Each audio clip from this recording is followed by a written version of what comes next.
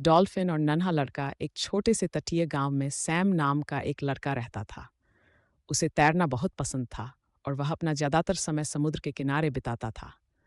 एक दिन जब वह पानी में खेल रहा था, उसने देखा कि एक डॉल्फिन मछली पकड़ने के जाल में फंसी हुई थी। सैम जल्दी से तैरकर उसके पास गया और जाल को खोलकर उसे आज़ाद कर दिया।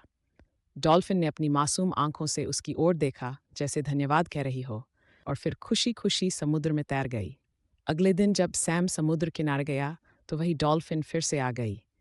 वह खुशी से पानी में कूद रही थी। सैम हंस पड़ा और पानी में छपाछप करने लगा।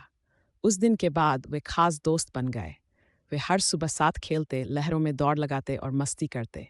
एक दोपहर जब सैम गहरे पानी में तैर रहा था, अचानक एक तेज लहर उसे बहाकर और दूर ले जाने लगी। वह घबरा गया और बचने की कोशिश करने लगा, लेकिन पानी बहुत गहरा था। तभी डॉल्फिन तेजी से उसके पास आई और उसे अपनी पीठ पर बैठाकर किनारे तक ले आई। सैम ने खुशी से डॉल्फिन को गले लगाया और कहा, तुमने मेरी जान बचा ली, दोस्त। डॉल्फिन खुशी से अपनी आवाज़ में क्लिक करने लगी और पानी में छपाछप करने लगी। उस दिन के बाद उनकी दोस्ती और गहरी हो गई। गांव वाले भी इस खूबसूरत रिश्ते को देखकर हैरान थे।